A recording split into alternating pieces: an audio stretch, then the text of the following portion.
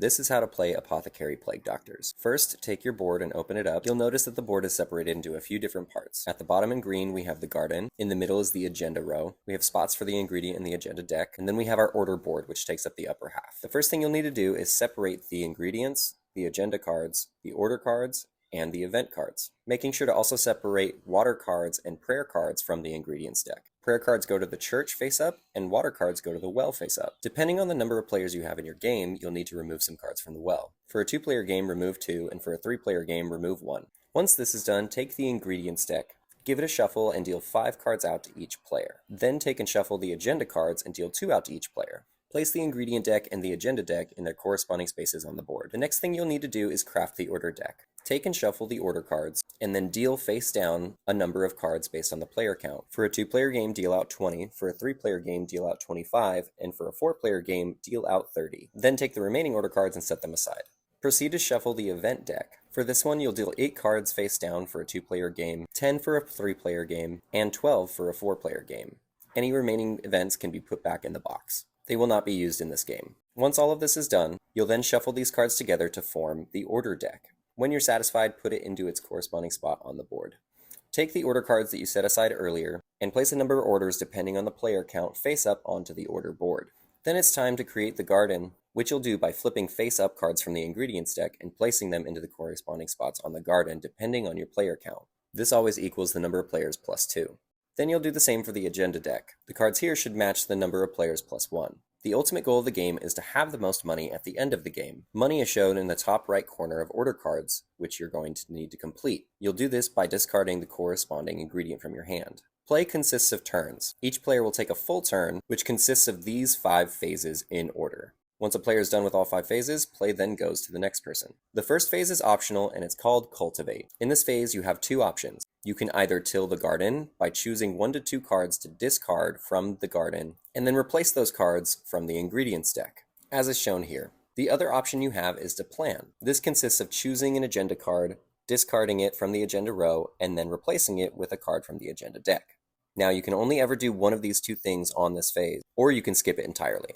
The second phase of a turn is called the Gather phase. This is where you'll be drafting ingredients into your hand. You can take from the garden, you can take from the agenda, you can take from the well, or you can take from the top of either deck. You can also take from the church, but prayer cards are wild, and they will cost you 2 during your Gather phase. For instance, on my turn, I need to collect a water and a prayer for an order I want to complete. So my Gather phase will consist of taking a prayer and taking a water into my hand. Then we move on to phase 3, which is the action and order completion phase. In this phase, you'll be able to complete orders and play actions in any combination you choose. You are only limited to the cards in your hand. Agenda cards with a Plague Doctor symbol are the only cards that can be played during this turn. Here you can see I decided to complete this poison order by discarding water and arsenic. Water and prayer always go back to their places, whereas arsenic is discarded. That order then comes up in front of me horizontally to show how many points that I have. Agenda cards with a Plague Doctor symbol can only be played during this phase. However, some agenda cards have an hourglass in the top left corner. These can be played at any time. For this example, I'm deciding to play a forage card, which allows me to draw 2 cards from the ingredients deck. I don't particularly care for what I got, so I'm going to try and do that again. Again, you are only limited to the cards that you have in your hand. Whenever you can't or decide not to do anything further, you then move on to phase 4, which is called your restock phase.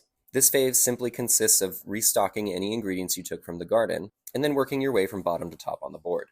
In this case, when I refill the order board, I fill up to the player mark, and then I'd move on to phase 5. It is extremely important to know, though, that if I hadn't completed any orders on the order board, I could do one of 2 things. If I didn't already have one reserved, I could reserve 1 order card vertically in front of me.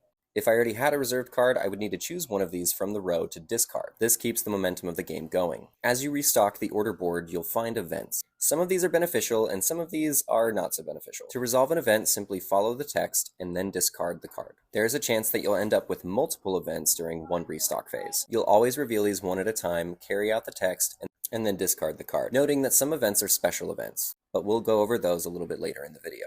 Once all events are resolved and you've completely refilled the order board up to your player count, this phase is completed, and you'll move on to the last phase, which is called Expiration. In this phase, you'll count how many cards you have in your hand, and if you have over 10, you'll need to discard down to 10, noting that one event will reduce your hand limit during this phase. Once you're done with that, your turn is completed and play goes on to the next player. Play goes on around the table until the last order is placed on the order board and the Black Death is revealed. In final production, there will be a symbol to signify the Black Death on the order draw space. When the Black Death is revealed, each player takes a prayer card, and any reserved orders players have goes onto the order board for anybody else to complete. Then a number of ingredient cards equal to the number of players goes out into the garden face up. One agenda card is also added to the agenda row. Each player then gets one last turn in order of least points to highest points. However, no player will be able to complete a cultivate or a restock phase for the rest of the game. This means that what is left on the board is all players have left. It's also the best opportunity players with the lowest points have of catching up. Once everybody's taken their final turn, add up the points that you have in front of you, and whoever has the most points in front of them wins the game. If there's a tie, the player with the most orders completed wins. If there's still a tie, then the tie players share the victory. Now, before you go play, there are a couple more things to note, such as the special events that I mentioned earlier. There are two kinds of special events. There are season events and rhyme events. Season orders introduce new rules to the game and are left out as a reminder in their corresponding spaces. There are also rhyme event cards. These make up the nursery rhyme Ring Around the Rosies. All of these have mostly beneficial effects, but when all four are played during a game, it triggers an immediate endgame. When this happens, you'll add 2 order cards from the top of the order deck onto the order board, ignoring any further events. Then you'll discard the rest of the order cards and reveal the Black Death. From there, you'll take the game end steps and proceed with the game as normal. The last special events that you'll note are the guards cards. These are special cards that have to do with poison orders. Because poison orders are such high value, they needed to have a punishment associated with them. Guards require you to discard all poison orders from the order board and any reserved orders you have. Then they'll require you to pay a certain amount of points, multiplied by the number of poisons you have completed. You may choose to pay the cost in any way you can. So for example, I would owe 6 for this guards cards because I have 2 poisons. I have 2 options. I can choose to use my poison orders that are higher value and mitigate the risk of another guards card coming up later on, or I could use the smaller regular order cards, but risk needing to pay more guards. This represents paying the guards off to look the other way, and you will not get any change back from the guards, so spend your points wisely. This also brings us into distraction cards. If you're going to be selling poison, these are crucial. Guards events are the only events that can be negated by the use of a distraction card. The player who reveals the guard card is the first to react. They can play a distraction card, and then other players get to choose if they want to distract that distraction card. Then in turn order, players react in the same way. If you successfully play a distraction card, you negate the guard's effect completely, and do not have to pay anything. So if you're planning on selling poison, make sure you're prepared. If you have any questions or comments, please let me know. You can reach me on my socials at SparkManic, at @Spark_Manic, or you can send me an email at sparkmanics@gmail.com. And thank you so much for your interest, and thank you so much for playing. I hope you really enjoyed Apothecary Plague Doctor. Happy gaming!